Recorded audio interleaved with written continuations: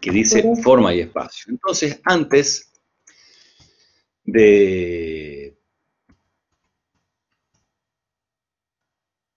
entrar en tema, yo quiero clarificar algunos conceptos. En primer lugar, nosotros ya en clases anteriores abordamos el concepto del lenguaje.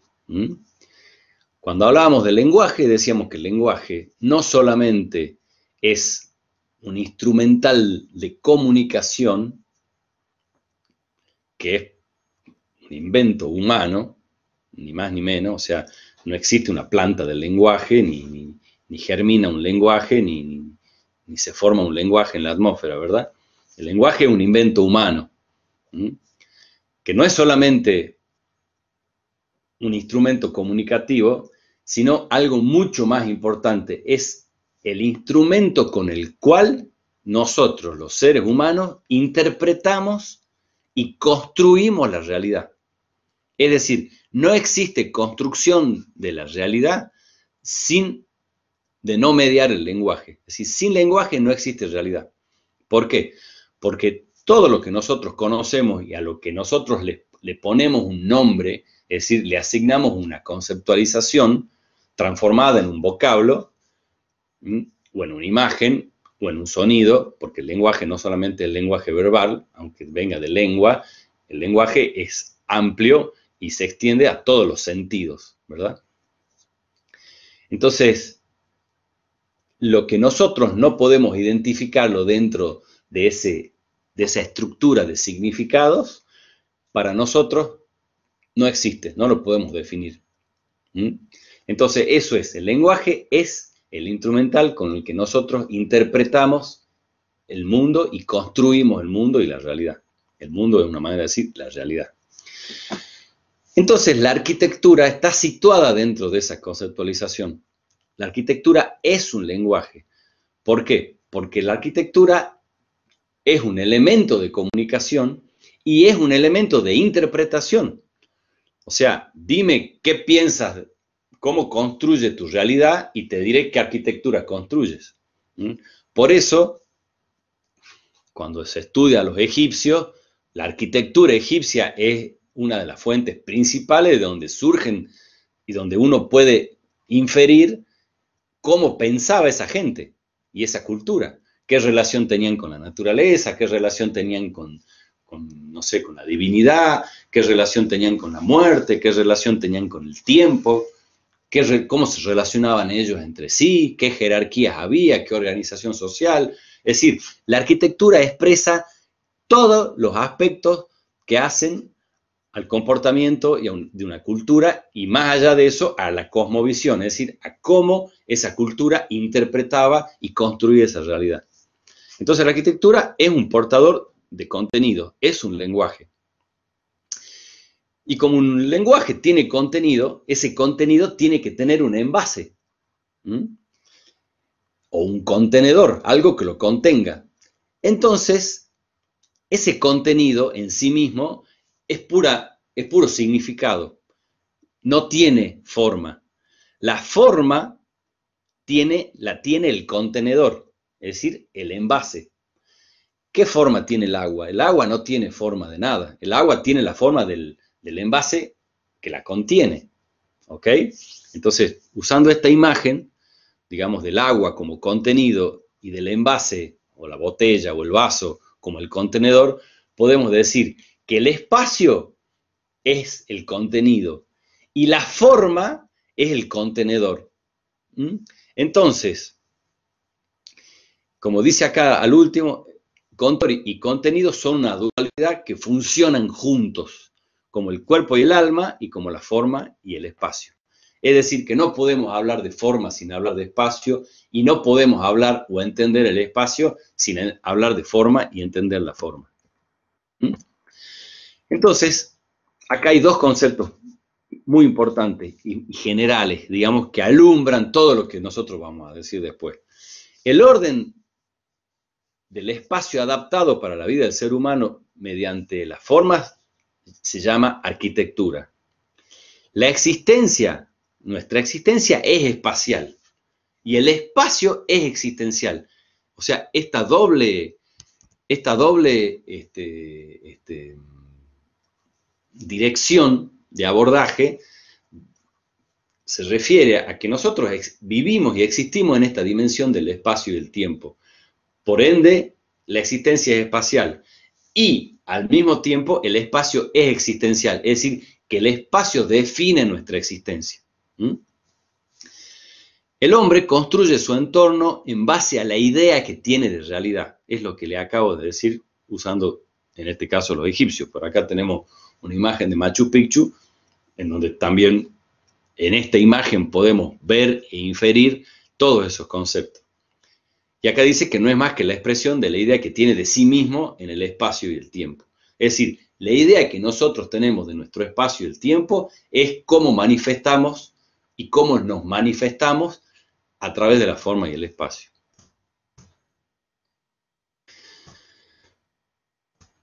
Veamos otros conceptos. La arquitectura, dice acá, como ordenamiento significativo del espacio, se vale de elementos sensibles para su existencia. ¿Qué quiere decir esto?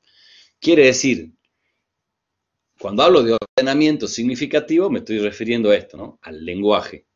Siempre que aparezca la palabra significativo, está haciendo referencia a contenidos, está haciendo referencia a significado, es decir, está refiriéndose a estructuras de significado, o sea, lenguaje.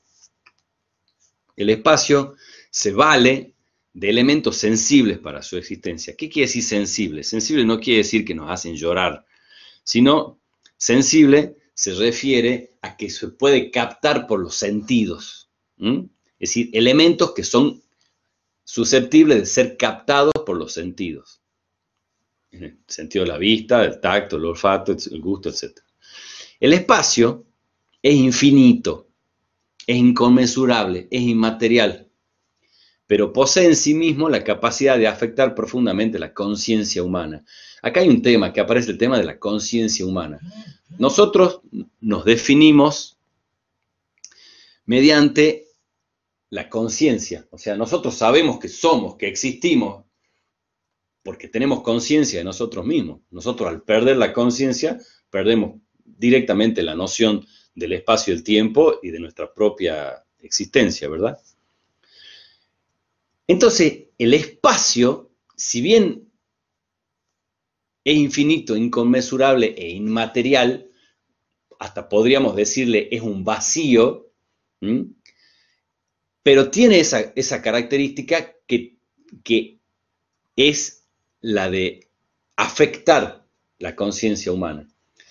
Un poco llevándolo a un plano paralelo con lo que nosotros veíamos en la teoría anterior, bidimensional, ¿se acuerdan? Hablábamos del plano de cuadro, hablábamos del fondo.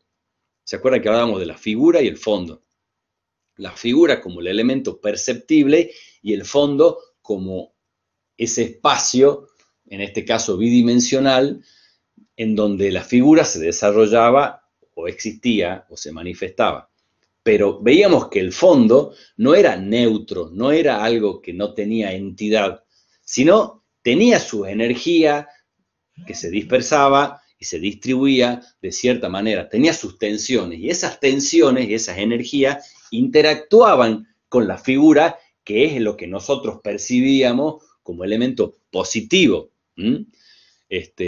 o como elemento activo, pero lo que en realidad nosotros percibimos y lo que nosotros ya sabemos que existe, no es la figura sola, sino es la relación entre la figura y el fondo. Bueno, el espacio vendría a ser en 3 dimensiones lo que el fondo es a la figura, ¿ok?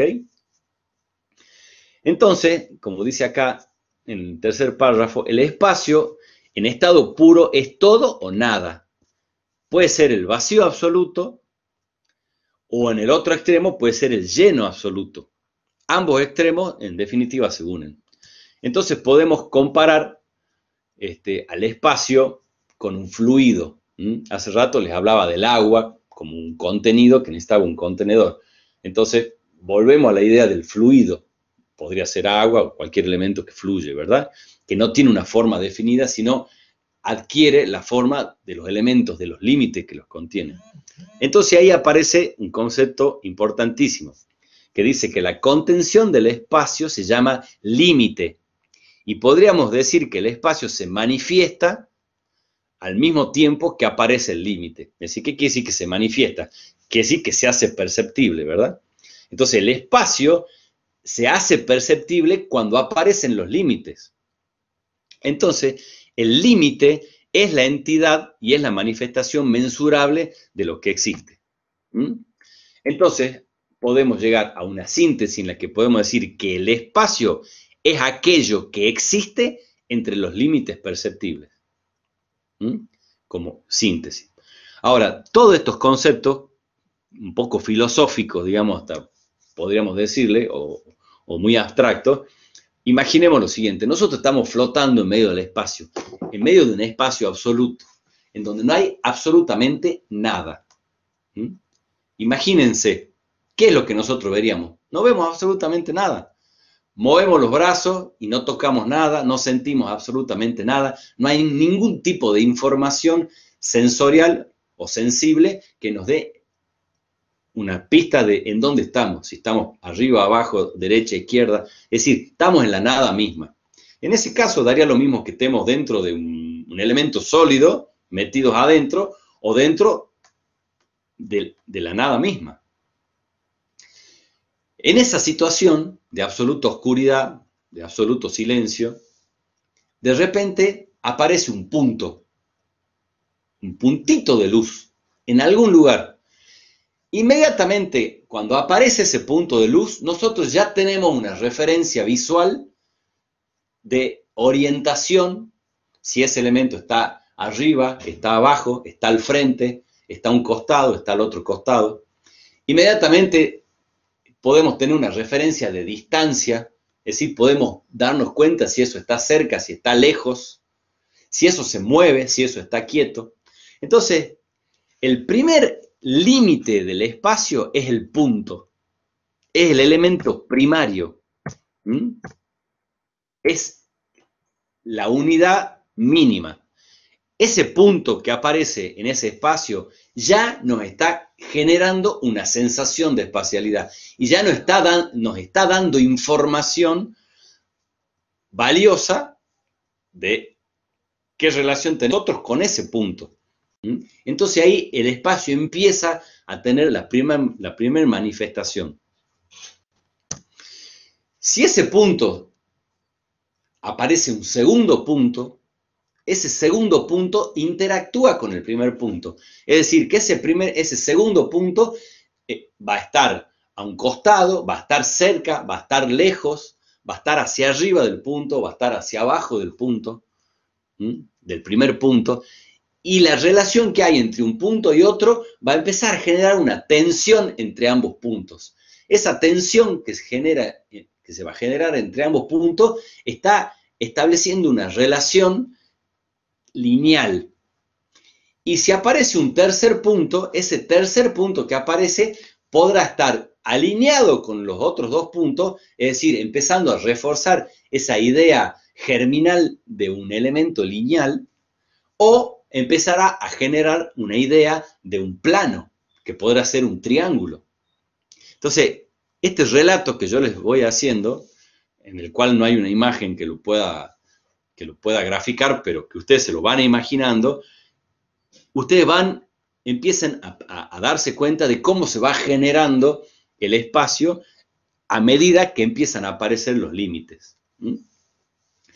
Entonces, después, esos tres puntos, de repente aparecen varios otros puntos en el medio, entonces ya aparece un segundo elemento que es una línea.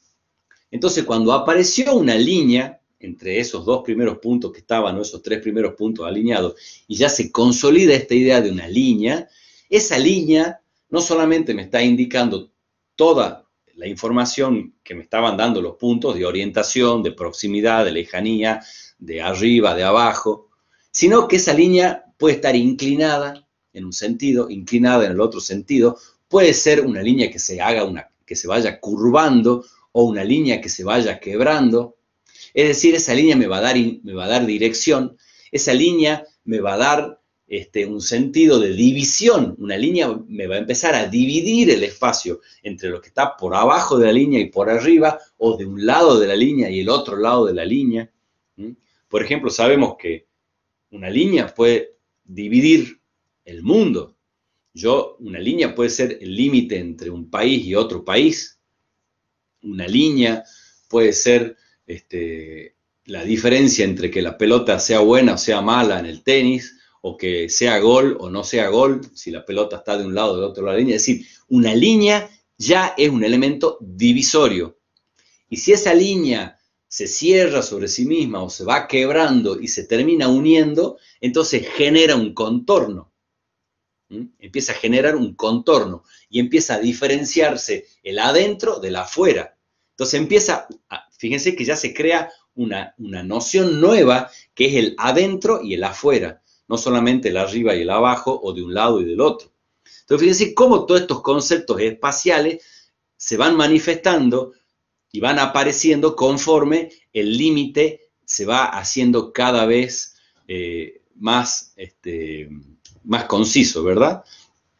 Más enfático. Entonces, digamos, después de este relato, que lo podríamos seguir hasta que aparece el volumen, y aparecen varios volúmenes, y bueno, y se empieza a generar, digamos, toda una situación ya mucho más compleja, vamos a ir directamente a hablar ahora de los límites espaciales. O sea, ya hemos hablado sobre el espacio. Lo hemos definido al espacio, le hemos dado características. Ahora nos vamos a concentrar en los límites del espacio. ¿Por qué?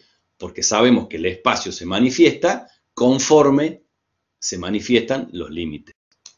Entonces, habíamos hablado de que el punto era el primer límite espacial, digamos el inicial. Una sucesión o un desplazamiento de un punto genera un segundo límite, que es conocido como línea, que puede tener distintas características que ya las vamos a estudiar. Una sucesión de líneas, es decir, una repetición direccional de líneas, o bien una línea que se cierra sobre sí misma, genera un tercer límite, que es el plano, en donde ya no aparece una sola dirección como tiene la línea, que es la longitud, sino aparecen dos direcciones interactuando, el ancho y el largo, es decir, el eje X y el eje Y. Y cuando un plano se repite y se desplaza, o bien gira sobre sí mismo en un eje de rotación, se genera una tercera categoría, que es la del volumen, el cual ya tiene una dimensión más, que es la profundidad, o el eje Z. Entonces, ahí tenemos, digamos, el origen de los tres elementos. El punto es unidimensional, no tiene dimensión más que su propia existencia y entidad en términos conceptuales. Entonces ahora vamos a ir viendo algunas características de los límites. La línea. La línea sabemos que es el elemento, un elemento tenso, un elemento que es la unión de dos puntos, o el desplazamiento en movimiento de un punto, o la sucesión, la existencia sucesiva y alineada, valga la redundancia, de puntos. Es un elemento que tiene una sola dimensión, es decir, tiene longitud. Siempre hablando en términos conceptuales y en términos abstractos. Ahora, si a la línea la llevamos al plano de la realidad, al plano de la arquitectura, ya sabemos de que nada tiene una sola dimensión, porque nuestra existencia es espacial.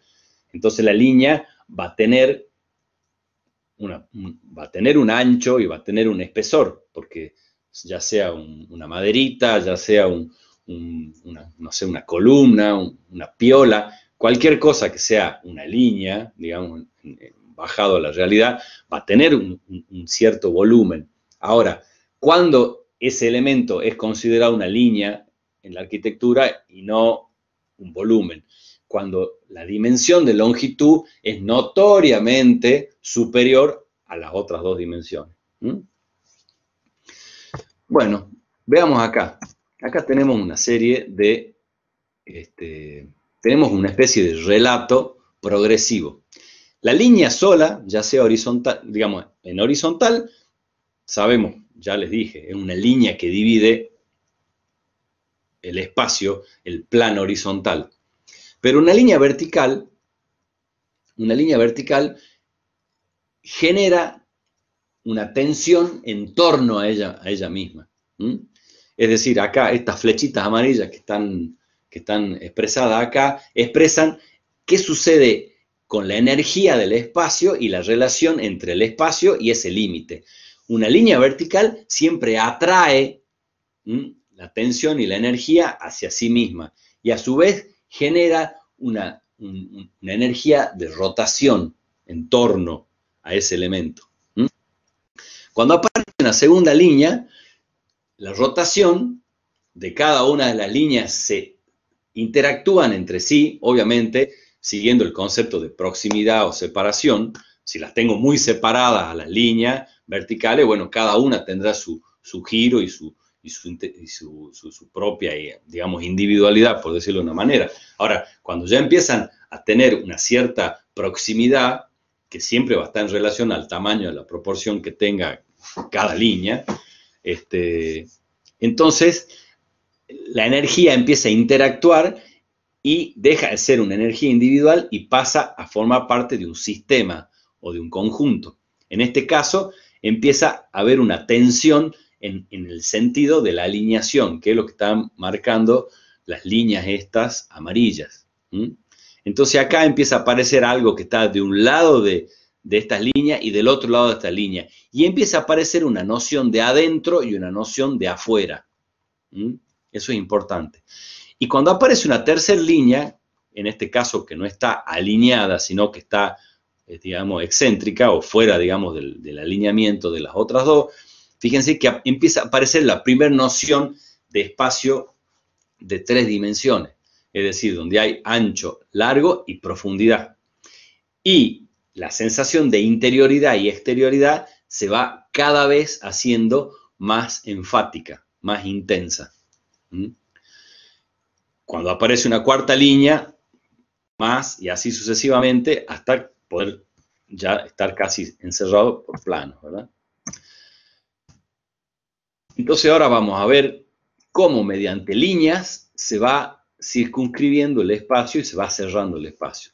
2 líneas dan esa sensación de tenue de interioridad. 3 líneas, y si aparece una línea arriba, una combinación de líneas horizontales y verticales, fíjense que ahí se empieza a cerrar, es decir, empieza a haber una silueta y se empieza a generar un plano. Y ese plano nos da esa idea de adentro del plano y de afuera del plano. Ahora, si ese plano se empieza a replicar y a repetir en una tercera dimensión que es de profundidad, inmediatamente empieza a haber una espacialidad mucho más intensa. Es decir, esta cuestión de interioridad y exterioridad se hace cada vez más intensa y más concisa, más fuerte. Y lo mismo sucede, digamos, con 4 líneas y combinación de líneas horizontales y verticales. Con lo cual, en este esquema lo que vemos es que el espacio y la definición de espacio está directamente relacionada a la presencia o la existencia de los límites. Y la presencia y la característica de los límites va definiendo las distintas gamas de intensidad del espacio, en el camino que hay de lo exterior absoluto a lo interior absoluto. Entonces, ahora vamos a ver algunos ejemplos de arquitectura generada pura y exclusivamente a través de elementos lineales. Hemos dicho que en arquitectura la línea, en términos abstractos, como un elemento unidireccional, no existe. La línea en la arquitectura será una columna, será una viga, será un tensor, un cable, puede ser cualquier elemento donde la dirección, digamos, de longitudinal sea notoriamente superior a las otras dos. Entonces, si bien estas maderas que están acá, a ver, vamos a usar puntero, si bien cualquiera de estas maderas que están acá, que le estoy señalando, son tablas, que son como planos, pero al ser planos muy alargados, nosotros los podemos considerar como elementos lineales. O estos elementos, que fíjense que estos elementos van cambiando su espesor, son más gruesos abajo y más delgados arriba, pero uno los percibe como elementos lineales. Y esos elementos lineales, sobre un plano y con la luz, generan otras líneas, otros dibujos de línea que son las sombras. Es decir, que una línea en el espacio genera otra línea que es una sombra de sí misma. Entonces, siempre que aparece una línea y aparece la luz, aparece la sombra de la línea como una segunda línea. Cosa que hay que tener en cuenta.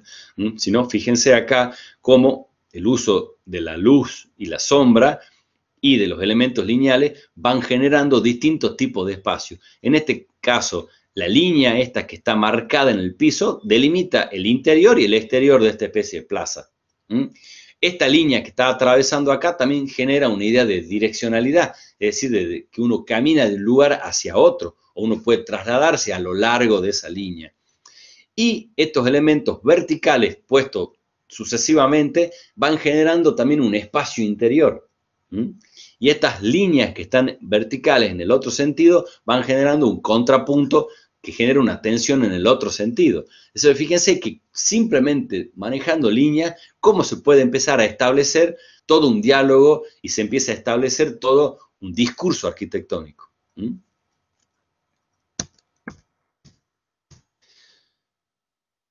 Las líneas no solamente pueden estar todas puestas una al lado de la otra de manera rítmica, de manera ordenada, también las líneas pueden estar de manera, digamos, anárquica o multidireccional. Si no, fíjense esta instalación, donde aparecen estos elementos lineales que salen como volando, digamos, del interior, ocupando un espacio y hasta empezando a dar como una cierta noción ya de una especie de volumen, como si fuese una especie de enjambre.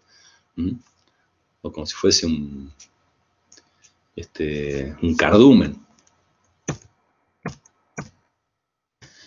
Bueno, el origen del plano ya lo habíamos explicado como una sucesión de líneas o como, digamos, un movimiento de una línea en el espacio, una traslación o el cierre de una línea sobre sí misma. Entonces acá tenemos un plano. Un plano nos genera esa división de un lado y del otro. O sea, imaginemos una pared en el espacio, tenemos de un lado y del otro lado la pared, ¿verdad? Ahora, dos planos que se unen empiezan a dar una idea de interioridad que empieza a hacerse cada vez más contundente, más intensa. Y empieza a generar un ángulo cóncavo y un ángulo convexo. Es decir, aparece esta idea de volumetría.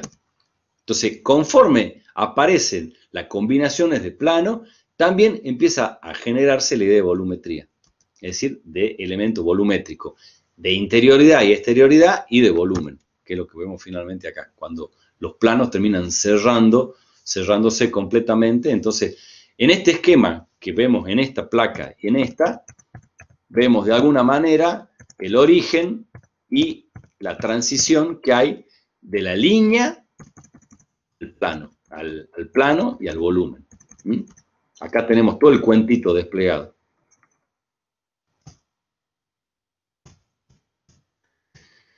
Bueno, ejemplos de planos. Acá vemos cómo la sucesión de planos, la direccionalidad de los planos, el plano es un elemento que tiene proporción, tiene alto y longitud, entonces ya esas dos medidas interactúan con nuestra presencia, con nuestra escala, con nuestro tamaño.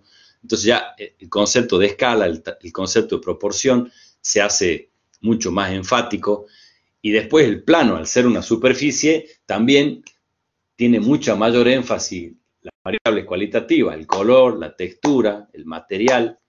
El plano tiene un espesor, digamos, en la realidad, porque hasta una hoja de papel tiene su espesor, pero también nosotros lo consideramos plano cuando hay dominantemente una predominancia de las dos direcciones sobre la tercera. El agua es un plano, entonces vemos acá combinaciones de planos. El plano también arroja sombra, es decir, y tiene estas cualidades de textura y de color, en donde incide obviamente también la luz. El plano puede plegarse sobre sí mismo, como en este caso, de manera irregular, de manera geométrica, siguiendo distintos parámetros o patrones. Los planos pueden insertarse uno dentro del otro, como en este caso, es decir, que ya empieza a haber esta noción de relación, que la vamos a ver más adelante. Y nada, una clasificación simplemente de qué tipos de planos hay. Planos horizontales, planos quebrados, planos inclinados, planos de múltiples quiebres, el plano curvo, en un sentido, en el otro, entre los tres sentidos. Y acá vemos algunos ejemplos de arquitecturas y planos. Planos curvos, el plano horizontal que se pliega, plano vertical, distintos plano vertical, distintas características de los planos. El plano escalonado y rítmicamente y progresivamente modificado, como en este caso, estas ruinas incas de Moray. Entonces, acá llegamos a un concepto que a nosotros como diseñadores de espacio nos interesa, que es el concepto de las transiciones espaciales. Porque nosotros no somos generadores de objetos absolutamente sólidos, es decir, no somos escultores ni somos diseñadores de anillos o de elementos de uso industrial, no sé, de un clavo, de un tornillo. O sea, ¿qué le importa a un diseñador el espacio que genera un tornillo o el espacio que genera un clavo o una pelota de fútbol? Es un objeto sólido, un objeto lleno, ¿verdad?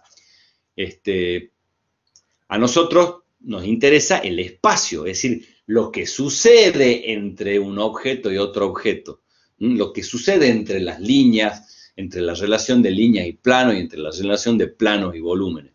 Y eventualmente nosotros habitamos los volúmenes, es decir, lo que nosotros podemos percibir como un volumen desde afuera, al ingresar, tenemos una nueva categoría espacial que es el interior, que es el espacio interior. Entonces, entre el espacio interior y el espacio exterior va a haber distintos grados de conexión y va a haber distintos grados de distintas categorías, digamos, distinta gama de espacio cerrado y espacio abierto, desde el espacio abierto completamente al espacio cerrado completamente.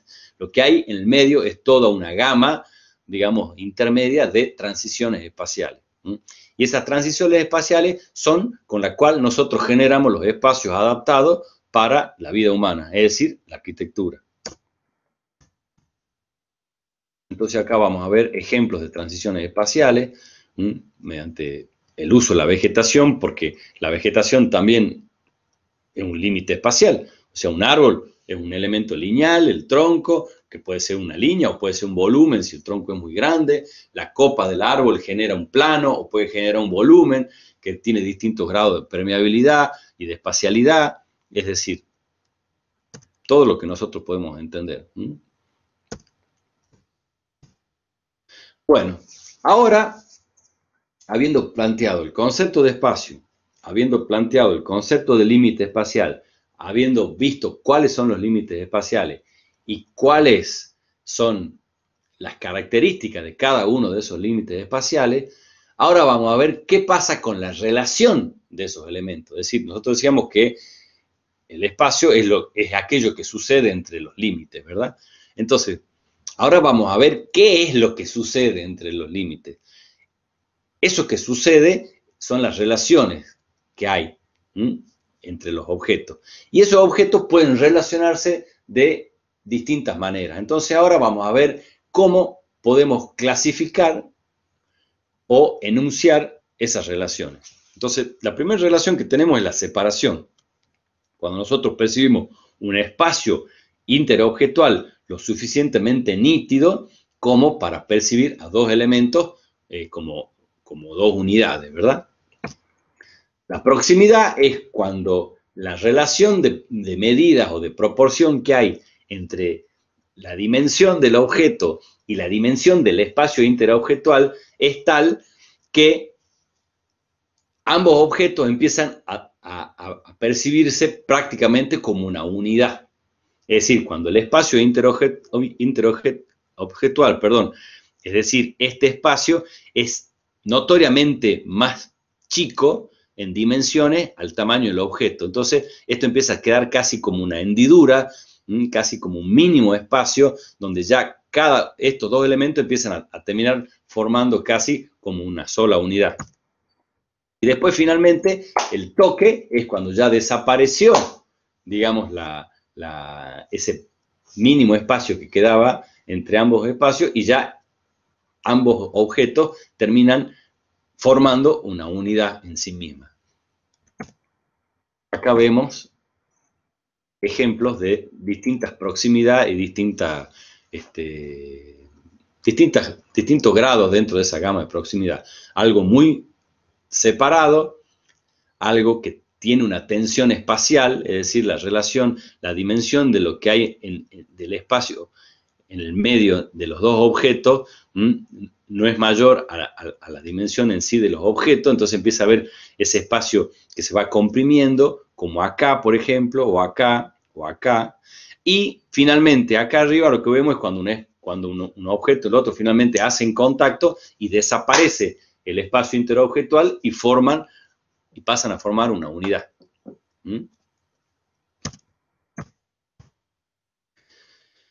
Ahora, esa relación de contacto puede tener distintos tenores o distintas características.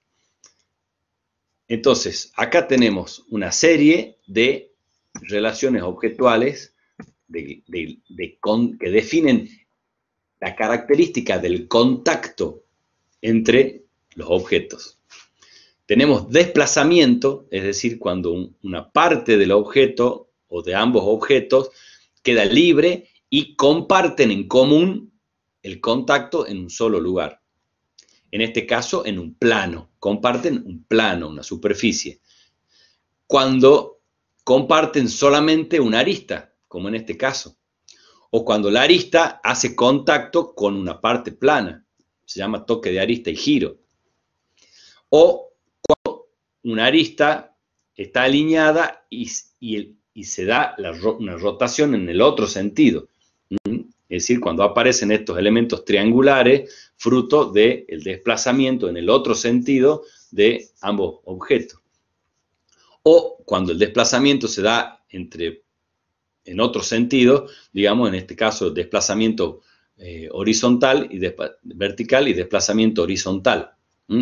O cuando un elemento y otro elemento no están haciendo contacto, sino cuando hay una interpenetración, es decir, cuando un objeto está dentro de otro y viceversa. Cuando hay ya un ingreso de un elemento dentro del otro objeto y viceversa, que eso le llamamos genéricamente encastre. Y cuando ya la relación entre el objeto, no solamente de contacto, sino ya es de interpenetración, también tenemos la inserción, es decir, cuando hay un elemento que por sus características proporcionales claramente es, digamos, intersectado o es penetrado por otro elemento, como en esta figura. Y después, en lo que es el contacto, tenemos el entrelazado, es decir, para hablar de entrelazado necesitamos que por lo menos haya tres elementos que puedan estar justamente generando esa relación, digamos, entrecruzada de unos con otros, generando esta especie de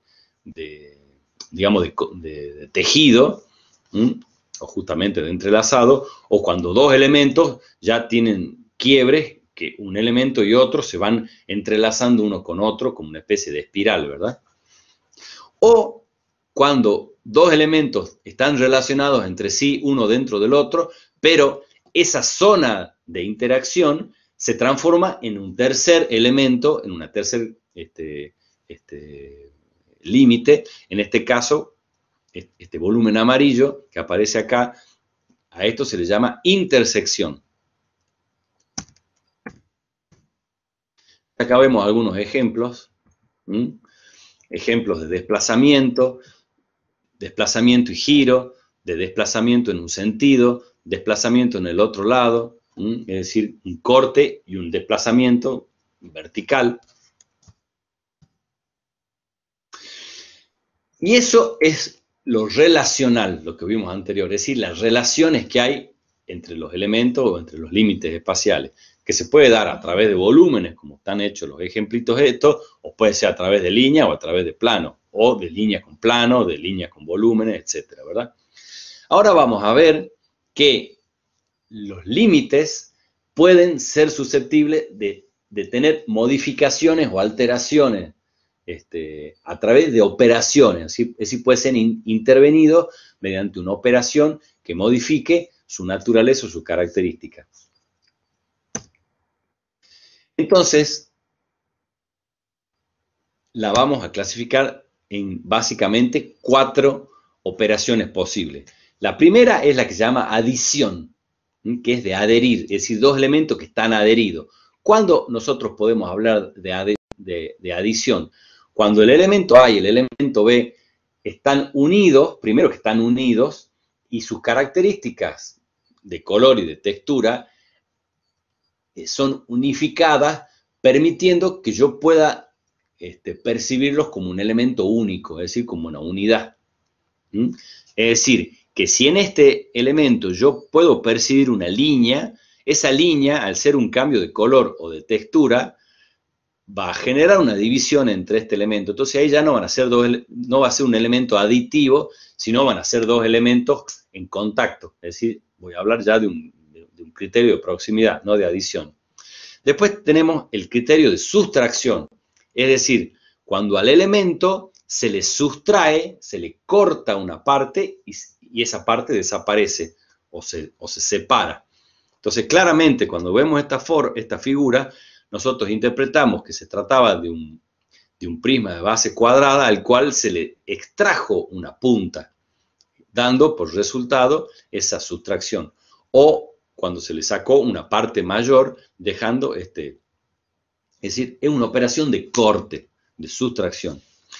Después tenemos otra operación que es una operación de torsión, es decir, cuando una fuerza externa o una fuerza interna genera una rotación interna del objeto y cambia las características digamos, de paralelismo de las caras entre sí, generando un objeto de torsión, es decir, esta operación se llama torsión. Y por último, cuando a una figura se le practica un estiramiento o una extrusión, no sé si es con S o con C, es decir, que se estira o se extruye en un sentido, ya sea en cualquiera de sus ejes, en su eje horizontal o en su eje vertical. Bueno, entonces de esa manera llegamos a definir lo básico y principal en torno al espacio y la forma. Primero, la definición de espacio, la definición del límite espacial, la caracterización de los límites espaciales, las relaciones entre los límites espaciales y las operaciones de alteración que pueden sufrir los límites espaciales. Entonces, con estas 5 líneas conceptuales, nosotros podemos prácticamente explicar, comprender y describir todo nuestro universo formal y espacial. Entonces, ahora vamos a ver algunos ejemplos en arquitectura. Por ejemplo, esta figura que está aquí arriba, claramente son volúmenes que están encastrados entre sí. O sea, acá tenemos una operación de encastre. Esta figura que está arriba a la derecha es una forma aditiva, es decir, es una adición de volúmenes prismáticos, que al ser todos rojos y todos con la misma textura, termina generando un solo cuerpo generado por la adición de elementos. Acá abajo tenemos un ejemplo de sustracción, es decir, de un elemento que Originalmente era un prisma de base rectangular al cual se le sustrajeron partes abajo y partes arriba en un lateral para generar esos huecos, ¿verdad? Esas sustracciones. O también volúmenes sustractivos donde no se generó un hueco, sino lo que se generó es un biselado, es decir, un corte sobre las aristas, generando la aparición de nuevos planos, como eso de este ejemplo. O la intersección de un volumen con otro volumen, como en el caso que apareció ahí arriba,